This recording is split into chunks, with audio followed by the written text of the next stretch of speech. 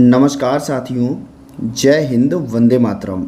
एक बार फिर से आप सभी का बहुत बहुत स्वागत है आपके अपने YouTube चैनल एग्ज़ाम ट्रिकी में, जहां पर हम बात करेंगे डीएड स्पेशल एजुकेशन आईडीडी के जो भी हमारे छात्र हैं और जो फर्स्ट ईयर के स्टूडेंट्स हैं हमारे, इनका paper number 3 assessment of children with developmental disabilities.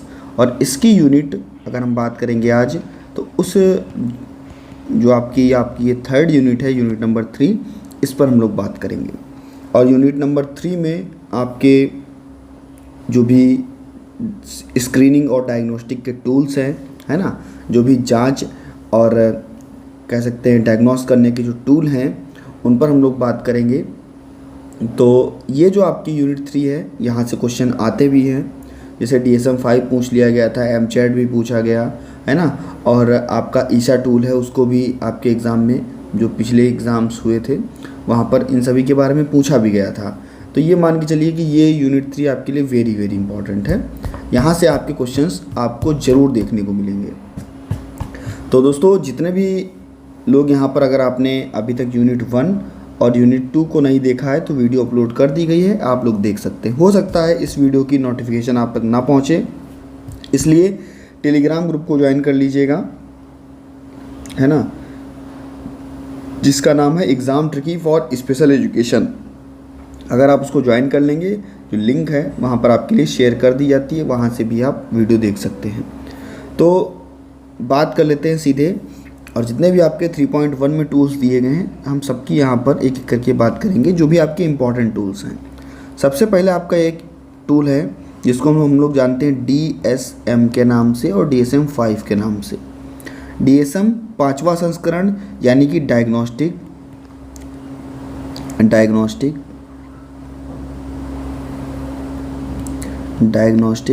And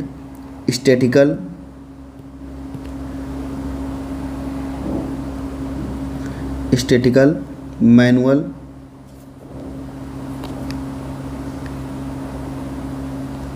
है ना, 5th, ये इसका फुल फॉर्म होता है। और इसको स्टार बना लीजिए, ये आपके एग्ज़ाम में पूछा जाता है। DSM-5 का फुल फॉर्म आपसे पूछ सकता है, या पिछली बार CARS 2 का आ गया था, है ना, CARS 2, है ना, इसका भी आ गया था। इसका भी मैं अभी बताऊंगा आपको, या भी मैं बता ही दे रहा हूँ।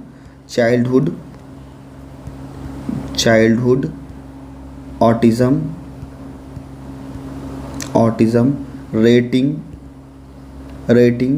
स्केल, है ना, और सेकंड एडिशन दूसरा संस्करण है ये आपका CARS 2 का, है ना। ये भी फुल फॉर्म आपसे पिछली बार जो आपका जनवरी में पेपर हुआ वहाँ पर भी पूछा गया। जो आपका जनवरी पेपर, वहाँ पर 2 पेपरों में ये फुल फॉर्म पूछा गया, और आपका जो मई में एग्ज़ाम हुआ था वहाँ पर भी ये फुल फॉर्म आपका 1 नंबर में पूछा गया था। तो तैयार कर लीजिएगा इस फुल फॉर्म को ज़रूर। अब हम बात कर लेते हैं DSM-5 की, है ना, डायग्नोस्टिक एंड स्टैटिकल मैनुअल 5 की। तो कहेंगे जो कि आपका ये अमेरिकन साइकेट्रिक एसोसिएशन है, इसने अपने डायग्नोस्टिक स्टैटिकल मैनुअल का जो 5th एडिशन था वो 2013 में दिया। कब? 2013 में आपका ये 5th एडिशन आया DSM का, और इसमें मानक संदर्भ जिसका उपयोग स्वास्थ्य सेवा प्रदाता आत्म केंद्रित सहित जो भी मानसिक और व्यवहारिक स्थितियों का निदान करने के लिए प्रयोग किया जाएगा। जो भी बच्चे होंगे या जो भी व्यक्ति होंगे, है ना, उनके स्वास्थ्य के लिए सेवाएं देना, ऑटिज़म बच्चों के लिए खास करके, है ना, ऑटिज़म बच्चों के लिए जो आत्म केंद्रिता के साथ साथ बच्चे मानसिक बंधित भी हैं, यानी कि बच्चा ऑटिज़म भी है ना, बच्चा ऑटिज़म भी है, और बच्चा कैसा है, मानसिक बंधित, यानी कि भौतिक अक्षम भी है। तो उनकी व्यवहारिक स्थितियों का निदान करने के लिए, डायग्नोस करने के लिए या निदान करने के लिए इस टूल का प्रयोग किया जाता है। हम बात करते हैं इस टूल के बारे में, तो कहेंगे जो भी संचार, जो भी सामाजिक संपर्क बच्चे में नहीं हो पा रहा है, जो वर्तमान स्थिति है ना, इसके इतिहास को प्रकट किया जाता है, इसके इतिहास को समझा जाता है आपके DSM के द्वारा। इसमें सामाजिक, भावनात्मक, पारस्परिक कमियां, उदाहरण के लिए अगर हम बात करें बच्चे का असामान्य सामाजिक दृष्टिकोण, बातचीत, बच्चे की रुचि, बच्चे की भावनाएं, है ना, ये सारी चीज़ें जो प्रभावित होती हैं, या हम कह सकते हैं कि बच्चे की रुचि को बढ़ाने के लिए, बच्चे की भावनाओं को बेहतर बनाने के लिए सामाजिक बातचीत बच्चा कर सके, है ना। अगर वहाँ पर बच्चा पीछे है तो भैया हम लोग किसके द्वारा, DSM के द्वारा हम लोग उसका जांच और निदान करते हैं, डायग्नोस्टिक और क्या कह सकते हैं कि आपका स्क्रीनिंग और डायग्नोस्टिक करते हैं बच्चे को। ऐसे ही हम कह सकते हैं जो भी आपके व्यवहार, रुचि और गतिविधियां हैं, बच्चे की जो भी व्यवहार, रुचि और गतिविधियां हैं, इनको प्रतिबंधित दोहराव वाले पैटर्न, जैसे कि कम से कम वर्तमान में जो इतिहास प्रकट कर रहा है बच्चा, या जो भी गतिविधियां बार बार बच्चा दोहरा रहा है ना, चाहे वो भाषण हो, चाहे वो बच्चे का कोई भी मोटर कौशल से संबंधित चीज़ें हों, है ना, तो उनको हम क्या करेंगे, उनके स्तर के अनुसार लाने के प्रयास करेंगे, जिससे कि वो बेहतर बन सकें।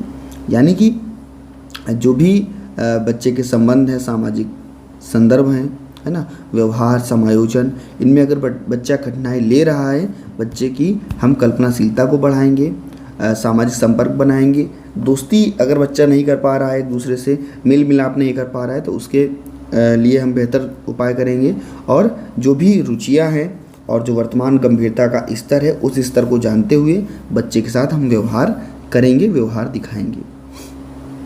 पर्यावरण में जो भी पहलू हैं, बच्चा हाइपर एक्टिविटी दिखा रहा है, यानी कि बच्चा बहुत हाइपर है, तनाव महसूस कर रहा है ना, बच्चा उदासीन है, तो हम उसके प्रतिकूल प्रतिक्रिया करेंगे, और जो भी बच्चे के लिए आकर्षक चीज़ें हैं उनका प्रयोग करके बच्चे को बेहतर सिखाएंगे। DSM में बच्चे का निदान भी किया जाता है ना, बच्चे का निदान भी किया जाता है।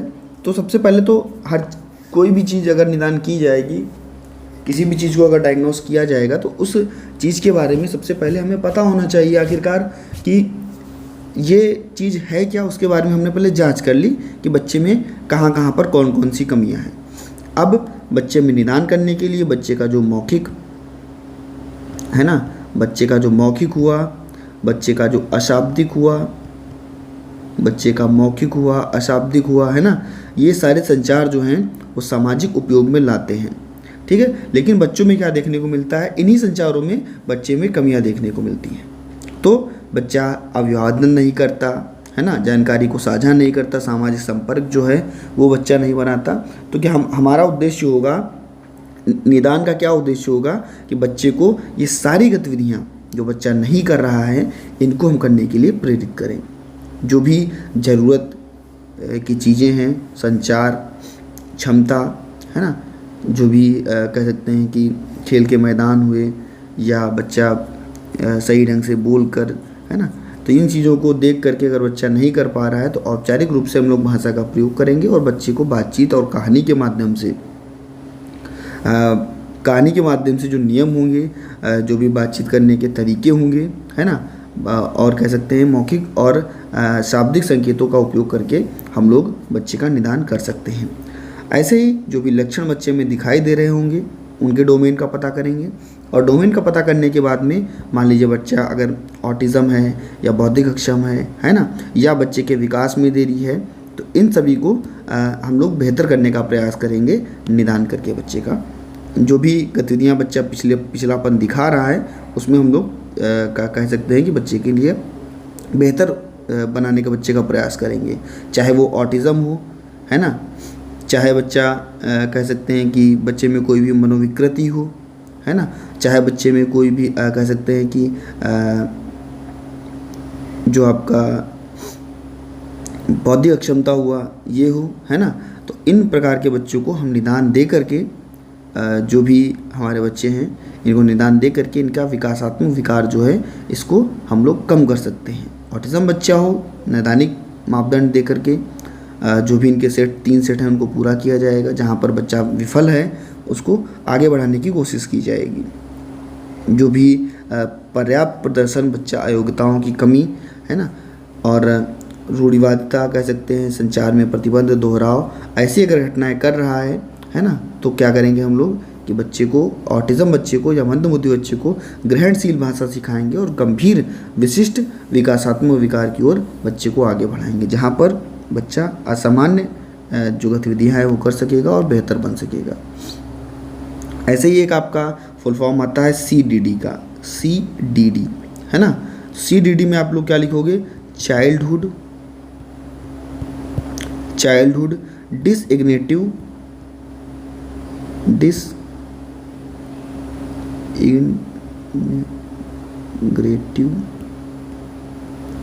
है ना डिसऑर्डर, है ना। ये आप लोग फुल फॉर्म लिखोगे, यहाँ पर S बनेगा, ये आई है, ठीक है। तो आप लोग इस CDD की जब भी फुल फॉर्म पूछे तो आप लोग इसको लिख दीजिएगा। अगर OCDD पूछ ले तो आप लोग अदर लगा दोगे, ठीक है। पहली बात पूछेगा नहीं आपसे, केवल CDD अगर आएगा तो CDD आपके एग्जाम में इंपॉर्टेंट, इसको वेरी वेरी इंपॉर्टेंट लगा लीजिए। इसके बाद में हम बात करते हैं आपका जो दूसरा एक बहुत ही कह सकते हैं कि जो ऑटिज्म बच्चों के लिए प्रयोग किया जाएगा तो वो होगा आपका MChat। और ये आपके पिछली बार जनवरी के एग्ज़ाम में आपसे पूछा गया था। MChat के बारे में पूछा गया था, है ना। MChat तो कहोगे सर किसके लिए है? तो सबसे पहले हम बात कर लेते हैं इसकी फुल फॉर्म की। तो कहेंगे मॉडिफाइड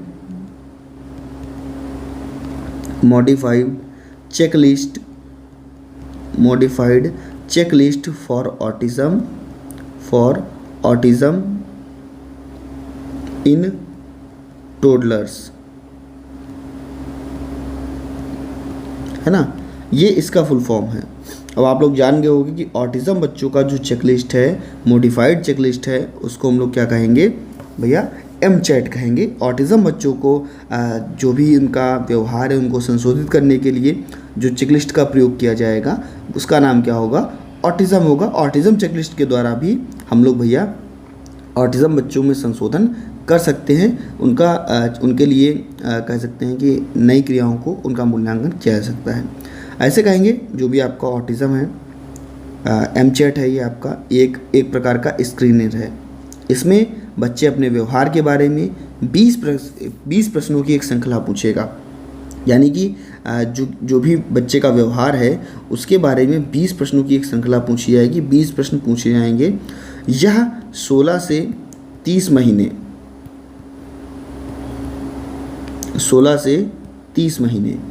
यह 16 से 30 महीने की उम्र तक बच्चों में के लिए प्रेरित किया जाता है। 16 से 30 महीने के जो बच्चे हैं उनके लिए दोस्तों आपके इस चेकलिस्ट का प्रयोग किया जाता है।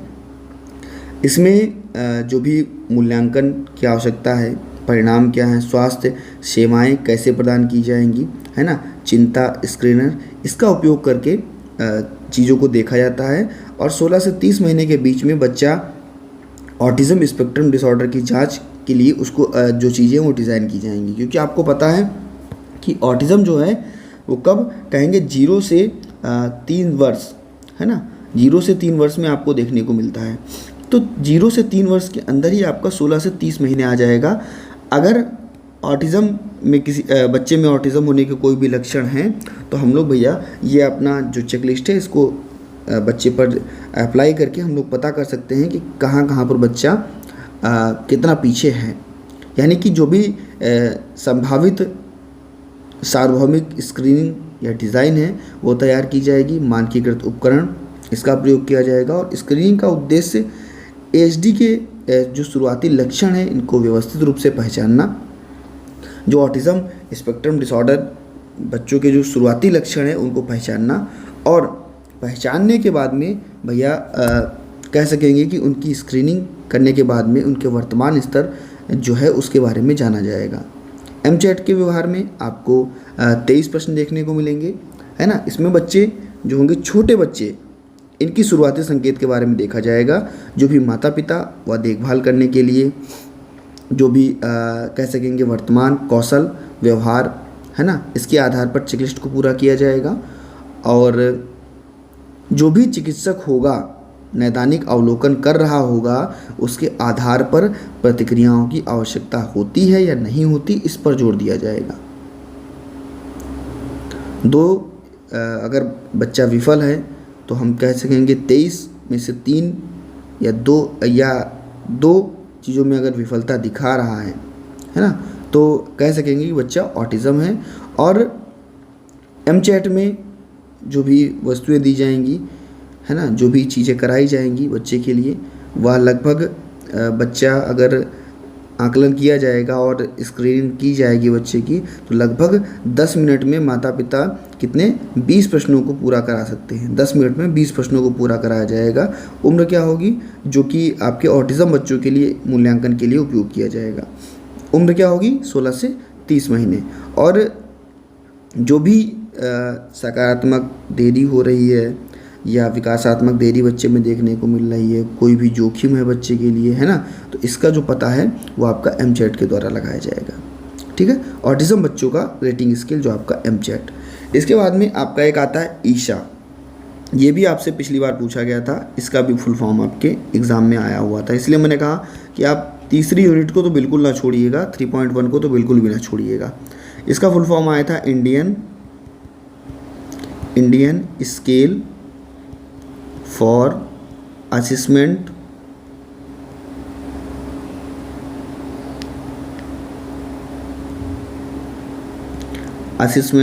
ऑफ ऑटिज़म, है ना, Indian scale for assessment of autism. ये ईशा टूल भी आपका किसके लिए? ऑटिज़म बच्चों के आकलन के लिए एक ये आपका क्या है? इंडियन स्केल है, भारतीय टूल है आपका ये, है ना। इसमें बच्चे का सामाजिक संबंध, बच्चे का भावात्मक संबंध, बच्चे की भाषा, बच्चे का व्यवहारिक पैटर्न्स, बच्चे के संवेदी पहलू और संज्ञानात्मक घटक, इन सभी चीज़ों का अवलोकन किया जाएगा। यानी कि जो आपका ये ईशा टूल है, यह जो आपके ऑटिज़म बच्चे हैं इनके लिए उपयोग किया जाएगा। और जो ऑटिज़म बच्चे का मूल्यांकन, निदान, है ना, स्क्रीनिंग, नैदानिक उपकरण, है ना, इनके लिए बच्चे का जो भी ईशा टूल है इसका उपयोग जो भी भारतीय सामाजिक सांस्कृतिक संदर्भ हैं, ऑटिज़म से पीड़ित व्यक्ति, इनके आकलन के लिए, और व्यक्तिगत रूप से जो भी सामाजिक संबंध, संचार, व्यवहार, है ना, इनकी अगर बच्चे में हानि देखने को मिल रही है, मैंने जो भी आपको सामाजिक संबंध, व्यवहार, भाषा, है ना, इन सभी चीज़ों को बताया, तो अगर इन 6 डोमेनों में बच्चे को हानि देखने को मिल रही है, तो जो भी उपकरण है इसका परीक्षण, वस्तुओं का निर्माण आमतौर पर कह सकते हैं ऑटिज़म से पीड़ित व्यक्तियों के द्वारा ही किया जाएगा। इसके लिए बच्चे को पता लगाने के बाद में मानसिक मंदता और ऑटिज़म का पता लगाने के बाद में मानसिक बीमारियों की तुलना भी की जाएगी और इसका परीक्षण भी किया जाएगा। 6 डोमेन में लगभग आपके 40 आइटम शामिल होंगे। 6 डोमेन जो मैंने अभी आपको बताएं, जिनमें से सामाजिक संबंध हुआ, भावात्मक जवाबदेही हुआ, भाषा भाषण हुआ, है ना, व्यवहारिक पैटर्न हुआ, संवेदी पहलू हुआ, आपका संज्ञानात्मक घटक हुआ। तो ये 6 पहलू में से आपके कितने 40 प्रश्न जो हैं, जो 40 आइटम जो हैं वो शामिल होते हैं इन डोमेनों में। और प्रत्येक डोमेन में अलग अलग, जैसे सामाजिक में आपका सामाजिक संबंध में आपके 9 प्रश्न होंगे, भाषण भावात्मक जवाबदेही में आपके 5 प्रश्न होंगे, है ना, ऐसे ही भाषण में आपके 9 प्रश्न, है ना, व्यवहारिक पैटर्न में आपके 7 प्रश्न, संवेदी पहलू में आपके 6 प्रश्न और 4 प्रश्न आपके संज्ञानात्मक घटक में होंगे। टोटल आपको 40 प्रश्न जो हैं इस स्कोर में देखने को मिलेंगे। यहाँ पर जो बच्चे हैं, जो हमारे ऑटिज़म बच्चे हैं, इनके लिए हम लोग स्कोरिंग भी करेंगे। बच्चा दुर्बल होगा तो 1 देंगे, है ना, अंक। अगर बच्चा थोड़ी कमी महसूस कर रहा होगा तो कह सकते हैं कि 2 स्कोर देंगे।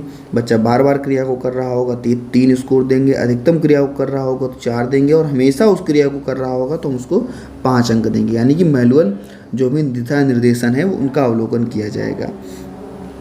जो भी हमारे ऑटिज़म बच्चे हैं, इनके अवलोकन के लिए हम कह सकते हैं कि ईशा टूल का प्रयोग किया जाएगा। ईशा टूल के बारे में जितनी भी आपकी इम्पॉर्टेंट जानकारी थी वो आपको बता दी गई।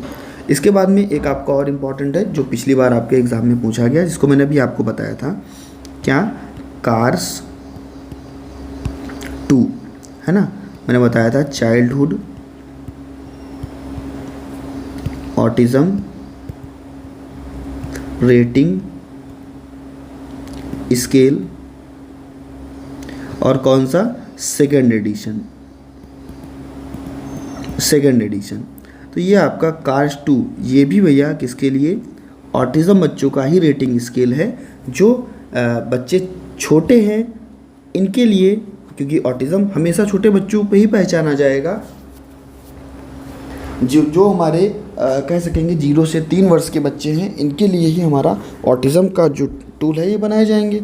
और ये जो चाइल्डहुड ऑटिज़म रेटिंग स्केल 2 है, इसमें आपको 15 आइटम जो हैं वो रेटिंग स्केल में देखने को मिलेंगे, जिसका उपयोग होगा जो हमारे ऑटिज़म से पीड़ित बच्चे हैं इनकी पहचान के लिए, इनके जो ये दिव्यांगता है इनको सुधार करने के लिए, और बच्चे का प्रत्यक्ष व्यवहार अवलोकन उद्देश्य मात्रात्मक रेटिंग है ना, इनको प्रदान की जाएगी। जो भी ऑटिज़म स्पेक्ट्रम डिसऑर्डर वाले बच्चे हैं, इनका संस्करण परीक्षण, नैदानिक मूल्य है ना, इनका विकास करने के लिए हम किसका, कार्स 2 का प्रयोग करेंगे, चाइल्डहुड ऑटिज़म रेटिंग स्केल का प्रयोग करेंगे। इसमें आपको जो भी चाहे आपका कह सकेंगे कि कोई भी बच्चा जिसका उच्चतर कामकाज या बच्चे में कोई भी चिकित्सा आइटम, आवृत्ति, तीव्रता है ना, अवधि, चिकित्सक, विशेष शिक्षक, स्कूल मनोवैज्ञानिक, स्पीच थेरेपिस्ट, ऑडियोलॉजिस्ट, ये सभी लोग जो हैं इस कार्स 2 को आसानी से उपयोग कर सकते हैं। बहुत आसानी से इसका प्रयोग करके बच्चे में ऑटिज़म का पता लगा सकते हैं। इसमें भी 3 चीज़ें शामिल होती हैं, 3 इसके रूप शामिल हैं, इसके भी 3 रूप शामिल हैं। एक है आपका कार्स 2 ST, यानी कि मानक संस्करण रेटिंग पुस्तिका। इसमें आपके 6 वर्ष से कम उम्र के व्यक्तियों और संचार की कठिनाई के लिए हम लोग उन बच्चों का औसत और अनुमानित IQ जानने के लिए हम लोग इसका कार्स 2 ST का प्रयोग करेंगे, जो कि आपका मानक संस्करण रेटिंग पुस्तिका के बारे में होगा, कि जो आपकी ये होगी। इसके बाद में आपका हाई जो functioning version scale rating scale होगा, जिसको हम लोग बोलेंगे cars 2 HF, high functioning version जो इसका होगा। इसमें जो मुख्य रूप से धारा प्रवाह व्यक्ति हैं, है ना, जिनकी धारा में जो बोलने में धारा प्रवाह नहीं दे पा, धारा प्रवाह व्यक्ति हैं, 6 वर्ष और उससे अधिक उम्र के जो व्यक्ति हैं, उनकी IQ को जांचने के लिए, उनकी बुद्धिलब्धि को जांचने के लिए भैया इसका प्रयोग किया जाएगा। इसका जो तीसरा जो एडिशन है, इसके अंतर्गत माता पिता या देखभाल करने वाले बच्चे, यानी कि कार्स 2 QPC है ना, तो इनके लिए जो स्कोर है, पैमाना है, इसका निर्धारण किया जाएगा। और कह सकेंगे कि इनके बारे में, बच्चों के बारे में इनके लिए इस पैमाने में जांच की जाएगी, जानकारी को एकत्रित किया जाएगा, जहां पर लोगों से संबंध बनाना है ना, नकल करना, या हम कह सकते हैं सामाजिक भावात्मक समझ को स्थापित करना, भावात्मक प्रतिक्रिया देना, और आपके भावनाओं को विकसित करना आपका हुआ, शरीर का उपयोग करना है ना, वस्तु का उपयोग करना, जो भी खेल वस्तुएं हैं इनका उपयोग करना है ना, परिवर्तन के लिए अनुकूलन है ना, डर, चिंता, भय, स्वाद है ना, और सूंघने की प्रक्रिया हुई, आपका दृश्य प्रक्रिया हुई, और कह सकेंगे कि बौद्धिक स्तर हुआ। इन सभी की जांच के लिए भैया आपका, जिससे कि ये सारे आइटम जो आपको मैंने बताए हैं, इन सारे आइटमों में कुल क्षेत्रों को आपको कार्स 2 में देखने को मिलेंगे। जो आपके 14 से 15 आइटम हैं, ये सारे आइटम आपको देखने को मिलेंगे आपके कार्स 2 में। इसके क्षेत्र के बारे में अगर हम कह सकते हैं कि व्यक्ति का मूल्यांकन किया जा सकता है उसके माता पिता और देखभाल करके स्कोर का जो फॉर्म है उसको पूरा किया जा सकेगा। इसके लिए विशेष शिक्षक या आपके कह सकेंगे मनोवैज्ञानिक, कोई भी हो, बच्चे का भावात्मक संबंध, सामाजिक भावात्मक और जो भी आपका संचार कौशल है, इसको बेहतर बनाया जा सकेगा। तो ये आपका 3.1 जो था, इसमें जितने भी आपके टूल्स थे, इम्पॉर्टेंट टूल्स जो मैंने आपको बता दिए। अब हम लोग बात करते हैं यूनिट 3.2 की। यूनिट 3.2 में कह रहा है कि जो सीखने की शैलियाँ हैं, सीखने की शैलियाँ, सीखने की शैलियाँ, तो इन पर हम लोग बात करेंगे। इनकी रणनीति का जो आकलन है इस पर बात करेंगे। व्यवहार, कार्यात्मक अनुकूलन, शैक्षिक व्यवहार, इस पर बात कर लेंगे। तो कहेंगे कि कोई भी बच्चा हो, कोई भी व्यक्ति हो, वो अपने हिसाब से, चाहे दृश्य हो, श्रव्य हो, है ना, स्पर्श हो, गति हो, इसके माध्यम से ही चीज़ों को सीखता है। यानी कि छात्र के सीखने के आकलन जो स्कूली के शुरुआती वर्ष हैं वहीं पर देखने को मिल जाते हैं, बल्कि यह छात्र को यह जानकारी देता है कि छात्र कैसे सीखता है, सरल आकलन क्या है, सबसे आसान तरीका क्या है। इन खंडों में कह सकते हैं कि छात्र को सिखाया जा सकता है और इसका जो है अनुपालन कराया जा सकता है। सीखने की शैलियों में जो भी व्यक्ति है या बच्चा है, छात्र कैसे सीख रहा है, व्यक्ति कैसे सीख रहा है, सीखने के तौर तरीके क्या हैं, शैली की जो जानकारी है, किस शैली में जानकारी बच्चे को मिल पा रही है, इन चीज़ों को संग्रहित करना। यानी कि दृश्य शिक्षार्थी चीज़ों को पसंद करना, उनके बारे में समझना। जो भी श्रवण शिक्षार्थी पाठ सुनना पसंद करेंगे, और जो सीखने के लिए गति शिक्षार्थी हैं ये स्पर्श वाली चीज़ों को करना पसंद करेंगे। जैसे हमारे दृश्य, हमारा जो भी बच्चा है कैसे सीखेगा, तो कहोगे सर श्रव्य, यानी कि चीज़ों को सुन कर के सीखेगा, है ना, श्रव्य सामग्री के माध्यम से। बच्चा दृश्य सामग्री के माध्यम से, है ना, दृश्य सामग्री के माध्यम से, है ना, बच्चा गति करके, बच्चा स्पर्श करके, इन तरीक़ों से बच्चा सीखता है। और यही तरीके जब बच्चा सीखता है तो बच्चा अंदर से क्या होता है, प्रभावित होता है। जो सीखने की शैलियाँ हैं, इनका हम बच्चे की इन शैलियों का पता लगा करके बच्चे को नया ज्ञान, बच्चे को नई चीज़ों से परिचित, और बच्चे की जो वर्तनी है इसको सुधारा जा सकेगा। बच्चे की जो जानकारी है इसको प्राप्त किया जा सकेगा। इससे होगा क्या आखिरकार, तो बच्चे में सीखने के लिए जो भी कह सकेंगे कि अवसर हैं बच्चे को, वो मिल पाएंगे। जब बच्चा किसी चीज़ को देख करके सीखेगा, है ना, तो जो भी उसके चेहरे हैं वो याद रहेंगे, दृश्य क्या था वो याद रहेगा, चेहरे का हाव भाव याद रहेगा, है ना।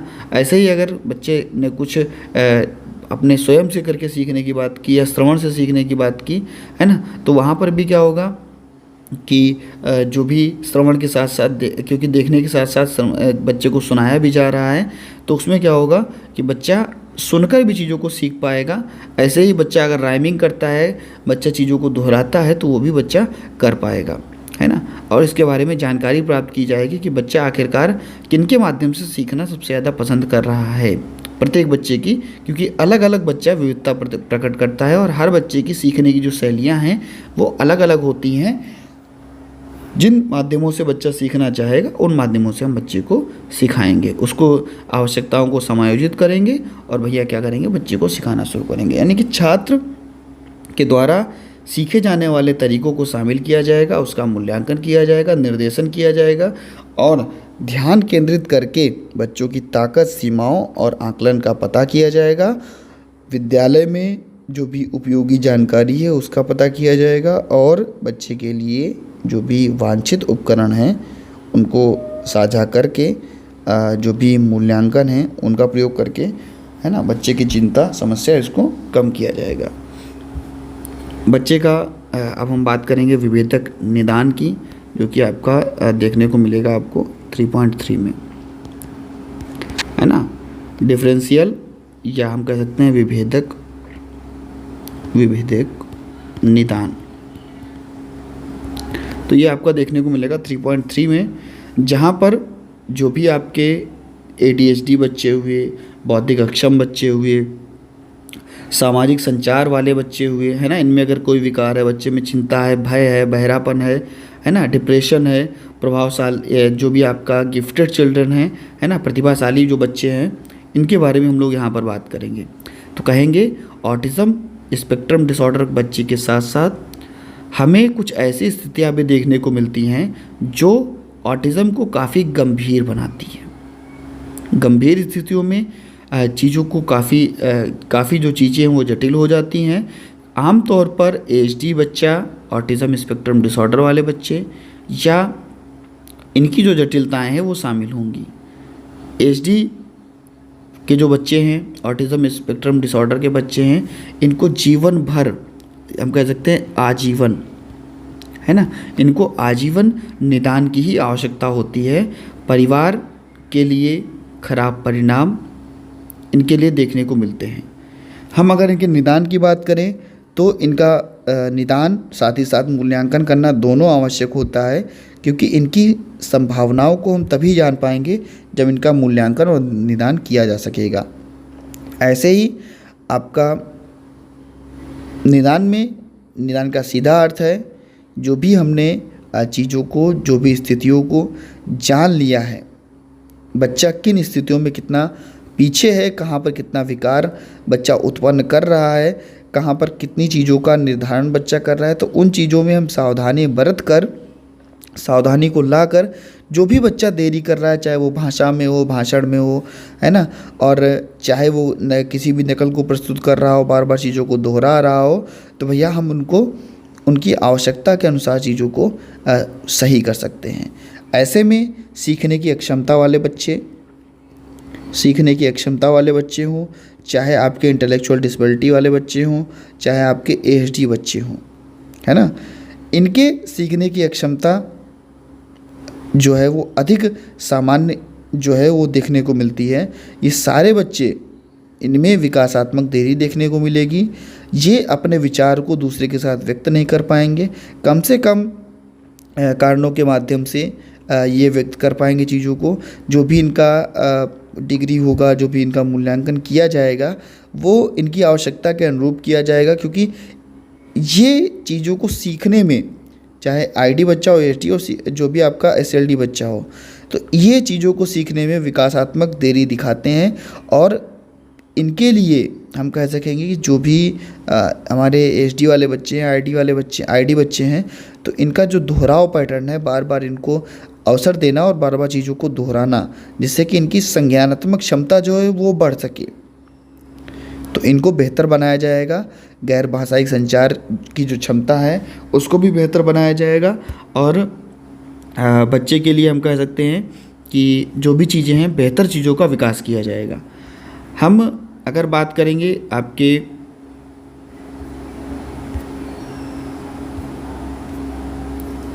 ADHD बच्चे की, है ना, ADHD बच्चे की, तो ये आपका ADHD का जो बच्चा होगा, attention deficit hyper activity disorder, तो जो ये आपका बच्चा होगा, इसमें बच्चा अति सक्रियता दिखाएगा, गुस्सा दिखाएगा, है ना, दोहराव वाले जो पैटर्न होंगे वो होंगे, आपसे आंखें नहीं मिलाएगा, भ्रमित होगा, है ना, जो भी उसकी ज़रूरतें हैं वो संप्रेषित करके चीज़ों को बता नहीं पाएगा, है ना, दूसरों के साथ जो व्यवहार हो रहा है, अलग तरह व्यवहार या संप्रेषण, इसकी ज़रूरत देखने को मिलेगी। इसके लिए बच्चे की जो क्षमता है ना, इसको छीण करने की संभावना होगी। तो ये सारी चीज़ें जो हैं आपके ADHD बच्चे में देखने को मिलेगी। और अगर इस बच्चे में भैया क्या ऑटिज़म स्पेक्ट्रम डिसऑर्डर भी हो जाए, है ना, तो इसकी जो गंभीरता है वो अति गंभीर हो जाएगी, है ना। जो सक्रियता बच्चा दिखा रहा था, है ना, वो जो गुस्सा बच्चा दिखा रहा था, है ना, वो बहुत ज़्यादा बच्चे का हो जाएगा, क्योंकि बच्चे में 2 दिव्यांगताएँ आपको देखने को मिल रही हैं।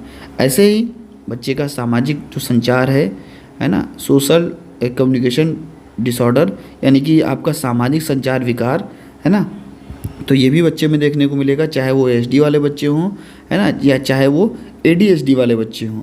सभी में एक कह सकेंगे दोनों स्थितियाँ, चाहे वो मौखिक और गैर मौखिक संचार जो हैं वो खराब होंगी। हालांकि DSM-5 में निर्देशित किया गया है कि जो भी बच्चे हैं, इनकी जो गतिविधियां हैं, इनका दोहराव जो है पैटर्न देखने को नहीं मिलेगा, लेकिन ऐसा नहीं होता है। लेकिन हम बात करें, अगर कुछ बच्चे ऐसे भी होते हैं जो गिफ्टेड होते हैं ना, प्रतिभाशाली होते हैं, तो गिफ्टेड चिल्ड्रन भी आपको एचडी में यानी कि ऑटिज़म स्पेक्ट्रम डिसऑर्डर में आपको गिफ्टेड चिल्ड्रन यानी प्रतिभाशाली बच्चे भी देखने को मिल सकते हैं, जिनकी याददाश्त काफ़ी अच्छी होगी।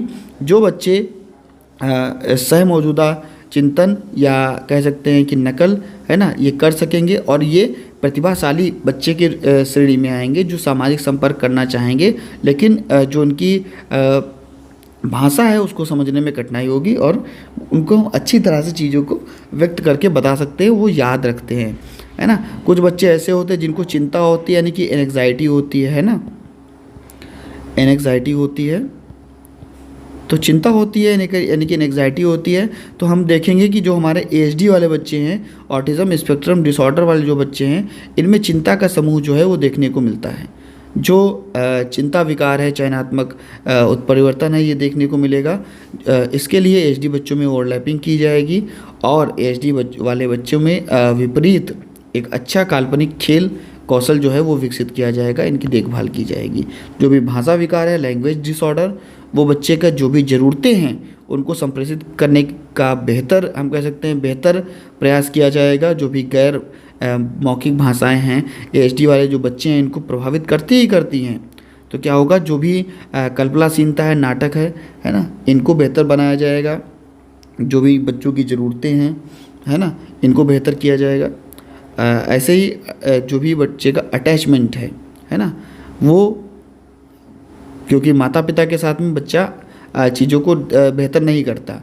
अगर बच्चे के माता पिता वहाँ पर अनुपस्थित हैं तो बच्चा क्या करेगा, सामाजिक बातचीत हुआ, भाषा क्षमता हुआ, इनका विकास भी बहुत ज़रूरी है ना। तो ये सारी चीज़ें आपकी बच्चे में मिर्गी हुई, है ना, बच्चे में कह सकेंगे कि आपका ओसीडी हुआ, है ना, यानी कि जुनूनी बाध्यकारी विकार हुआ, संवेदी प्रसंस्करण कठिनाइयाँ हुई, संवेदी प्रसंस्करण हानियाँ हुई। तो ये सारी चीज़ें जो हैं आपके एचडी बच्चों में देखने को मिल सकती हैं। जैसा कि हम कह सकते हैं कि जो भी एचडी बच्चा है, इनके निदान करने के लिए पहले इन पर विचार करेंगे कि इनकी जो चीज़ें हैं वो कैसी हैं, और उसके बाद में जो भी ऑटिज़म हो बच्चे हों या हमारे कह सकते हैं कि एचडी वाले बच्चे हों, सॉरी एचडी ऑटिज़म, एक ही आपका ऑटिज़म और उसके बाद बौद्धिक अक्षम बच्चा, तो ये सारे जो भी आपके बच्चे हैं इनमें हम एक व्यापक नैदानिक मूल्यांकन की बात करेंगे, इनको हम बेहतर बनाने की बात करेंगे।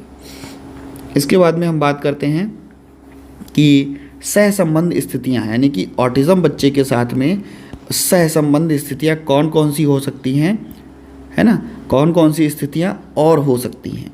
तो जब बच्चा ऑटिज़म होगा, बच्चा एएचडी होगा, तो 5 चीज़ें मुख्यतः बच्चे में देखने को मिलेंगी ऑटिज़म के साथ में।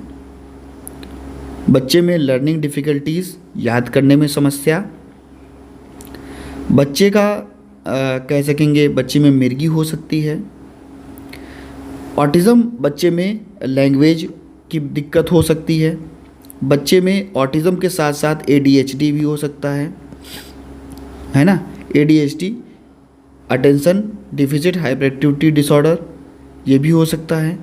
बच्चे में डाउन सिंड्रोम की भी खतरा देखने को मिल सकता है, और बच्चा खाने में भी, यानी कि जो भी भोजन खाने की समस्या है, निगलने की समस्या, उठाने की समस्या, है ना, तो ये सारी समस्याएं भी बच्चे में देखने को मिल सकती हैं।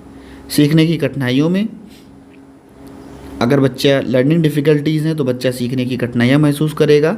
बच्चे का जो आईक्यू होगा वो 70 से नीचे होगा, यानी कि बच्चा मध्यम व हल्के कह सकते हैं कि अल्प मानसिक मंदता की श्रेणी में आ सकता है। बच्चे में मिर्गी हो सकती है ना, ऑटिज़म के साथ में बच्चे में क्या हो सकती है, मिर्गी हो सकती है। ऑटिज़म बच्चे के साथ में बच्चे में मिर्गी हो सकती है। लगभग 30 वयस्क ऐसे प्रभावित होते हैं, या लगभग ऐसे वयस्क इसमें प्रभावित होते हैं जिनमें एस्पर्गर सिंड्रोम देखने को मिलता है। एस्पर्गर अगर सिंड्रोम है बच्चे में, क्योंकि एस्पर्गर सिंड्रोम भी आपका ऑटिज़म का ही भाग है, तो ऐसे बच्चों में क्या आपको मिर्गी देखने को मिल सकती है ना। भाषा और भाषण में भी बच्चा स्पीच और लैंग्वेज में भी प्रॉब्लम दिखाएगा, यानी कि जो भी साथी हैं, जो भी बच्चे हैं, ये इनका विकास जो है वो काफ़ी धीमा होगा। जो भी अभिव्यंजक भाषाएं हैं इनकी काफ़ी धीमी होंगी। इनमें ये समस्या दिखाएंगे ग्रहणशील भाषा, में भी ये देरी दिखाएंगे, है ना। तो ये सारी चीज़ें जो हैं शब्दों को विफल शब्दों को बोलने में, है ना, इनमें भी आप बच्चे देरी दिखाएंगे। तो ये सारी चीज़ें आपको देखने को मिल सकती हैं आपके स्पीच एंड लैंग्वेज प्रॉब्लम्स में। बच्चे में ADHD भी होगा, यानी कि मैंने बताया attention deficit hyper activity disorder. तो बच्चा ADHD के साथ में ये भी देखने को मिल सकता है। तो इसमें भी जो लक्षण होंगे वो भी सामान्य देखने को मिलेंगे बच्चे में। माता पिता और शिक्षकों के द्वारा इसकी हानियों और संभावनाओं को जो है वो दूर किया जा सकेगा। और ऐसे ही आपका डेवलपमेंटल जो कि आपका विकासात्मक समन्वय है ना, ये भी देखने को मिलेगा। बच्चे का मोटर कौशल कैसा है ना, बच्चा भद्दापन कहाँ पर महसूस कर रहा है, चिकित्सा व्यवसाय चिकित्सा फिजियोथेरेपी, इसके हस्तक्षेप के द्वारा बच्चे को हम क्या करेंगे, बेहतर बना सकेंगे। भोजन की भी समस्या, खाने में समस्या, निकलने में समस्या, है ना, किसी भी चीज़ को चूसने में समस्या, है ना, ये सारी चीज़ें जो हैं आपकी भोजन और खाने से संबंधित समस्याओं में देखने को मिलेंगी। इसका हम लोग क्या करेंगे, बच्चे का डायग्नोस करेंगे, निदान करेंगे। और निदान करने के लिए ये सारी चीज़ें हमें पता होनी चाहिए कि बच्चा कहाँ पर चीज़ों को जो है वो पिछड़ापन महसूस कर रहा है। बच्चे का आकलन, बच्चे का विकासात्मक इतिहास, अवलोकन, स्कूल की रिपोर्ट, संज्ञानात्मक इस तरह का आकलन, व्यवहार का आकलन, है ना। और जो भी ऑडियोलॉजिस्ट हैं या ऑडियोलॉजी है, इसका हम लोग देखेंगे कि कैसे इनका आकलन किया जाएगा, है ना। तो ये सारी चीज़ें जो हैं बच्चे की स्क्रीनिंग में उपयोग में आएंगी, बच्चों का आकलन या स्क्रीनिंग किया जा सकेगा। इसके बाद में हम बात करते हैं डॉक्यूमेंटेशन की, है ना, कि जो भी रिपोर्ट है, डॉक्यूमेंट है, रिपोर्ट लेखन या कह सकते हैं दस्तावेजीकरण। तो दस्तावेजीकरण में या रिपोर्ट लेखन में हम डॉक्यूमेंटेशन जब बच्चे का करेंगे, वहाँ पर कैसे बच्चे का हम लोग क्या कह सकते हैं कि मूल्यांकन करेंगे या आकलन करेंगे। तो कहेंगे डॉक्यूमेंटेशन, यहाँ पर डॉक्यूमेंटेशन में बच्चा का खेल अनुभव, माता पिता, है ना, इनके बारे में हम क्या करेंगे, जानकारी को एकत्रित करेंगे, बच्चा क्या करना चाहता है। इसके बाद में डॉक्यूमेंटेशन में बच्चे का रिकॉर्ड रखना, खेलते समय बच्चा क्या क्रिया कर रहा है, खाते समय बच्चा क्या क्रिया कर रहा है, बच्चा विद्यालय में पाठ पढ़ते समय क्या क्रिया कर रहा है, उसके कौशल, अवधारणा और विशेषताओं पर ध्यान दिया जाएगा। इसके जो दैनिक जीवन के क्रियाकलाप हैं, बच्चा कितनी फुर्ती सुनिश्चित कर रहा है, विशेष गतिविधियां क्या हैं, सीखने का अनुभव, ये सारी चीज़ें जो हैं वो बच्चे के इनमें रिपोर्ट लेखन या डॉक्यूमेंटेशन में शामिल की जाएगी। बस बच्चे का दस्तावेजीकरण किया जाएगा। इसमें बच्चे का फ़ोटो हुआ, स्क्रैप बुक हुई, है ना, वेबसाइट हुई, है ना, और कह सकेंगे हम बच्चे के लिए बुकलेट, इन सभी चीज़ों के माध्यम से हम बच्चे का एक दस्तावेज बनाएंगे, उसका शीर्षक तैयार करेंगे। फ़ोटो, रेखाचित्र और लिखित कैप्शन के माध्यम से हम बच्चे को चित्र बना करके लिखित विवरण जो है वो हम डॉक्यूमेंटेशन में बच्चे का रखेंगे। दस्तावेजीकरण में सभी छात्रों का और जो भी हमारे शिक्षक हैं इनको क्या करेंगे, शिक्षक क्या करेंगे, इनका एक फ़ाइल बनाएंगे, एक डॉक्यूमेंट बनाएंगे जिसमें बच्चे की रुचियाँ, उसकी योजनाएँ, है ना, बच्चे के लिए चर्चा के अवसर, दस्तावेजीकरण जो है इनमें रखा जाएगा बच्चे को। रिपोर्ट लेखन में भी बच्चे की जो भी रिपोर्ट आई हुई होगी, बच्चा कितना सीख चुका होगा, है ना, और कह सकेंगे बच्चा संप्रेषण कैसे कर रहा है, डॉक्टर, एजेंसी, है ना, और विशेष शिक्षक इसके साथ कैसे काम किए, इन सभी चीज़ों के लिए हम रिपोर्ट लेखन का प्रयोग करेंगे, जहाँ पर डेटा एकत्रित करके चीज़ों को लिखा जाएगा, संक्षिप्त रूप से उसका व्याख्या किया जाएगा, और जो भी विद्यालय होगा, माता पिता होंगे, है ना, इनकी सिफारिशों को देख पाएंगे और रिपोर्ट के बारे में वहाँ पर लिख पाएंगे। तो ये सारी चीज़ें जो है आपके रिपोर्ट राइटिंग के अंतर्गत आपको देखने को मिलेंगी, डॉक्यूमेंटेशन के अंतर्गत देखने को मिलेंगी। यानी कि व्यापक रूप से आपकी जो रिपोर्ट राइटिंग है वो भी बच्चे की जाएगी, और जो भी डॉक्यूमेंटेशन है बच्चे के लिए कैसे कार्य किया जा रहा है, कौन कौन सी चीज़ें हैं बच्चे की, वो सारी चीज़ें बच्चे की दस्तावेजीकरण के रूप में रखी जाएंगी, चाहे वो लेखन संबंधी हो, चाहे वो कलाकृति के संबंधी हो, फोटोग्राफ संबंधी हो, वीडियो रिकॉर्डिंग संबंधी हो, या टेप रिकॉर्डर से संबंधित हो। ये सभी चीज़ों को यहाँ पर आपके डॉक्यूमेंटेशन में, दस्तावेजीकरण में शामिल किया जाएगा। तो इस प्रकार से दोस्तों जो ये आज आपका वीडियो था ये समाप्त होता है। यूनिट 4 पर हम लोग बहुत जल्दी बात कर लेंगे। यूनिट 4 में जो जो चीज़ें हैं उन पर हम लोग बात कर लेंगे, और उसके बाद में यूनिट 4 में भी आपका 4.2, 4.3 वेरी वेरी इंपॉर्टेंट है। इसको भी बिल्कुल अच्छे से देखिएगा। और जितने भी हमारे भाई बहन हैं, अगर वीडियो अच्छी लगी हो तो लाइक कर दीजिएगा। चैनल पर नए थे, सब्सक्राइब करने के बाद में बेल आइकन में ऑल का ऑप्शन प्रेस कर लीजिएगा। मिलता हूं दोस्तों नेक्स्ट वीडियो में नई जानकारी के साथ। बने रहिएगा आपके अपने चैनल एग्जाम ट्रिकी पर। धन्यवाद।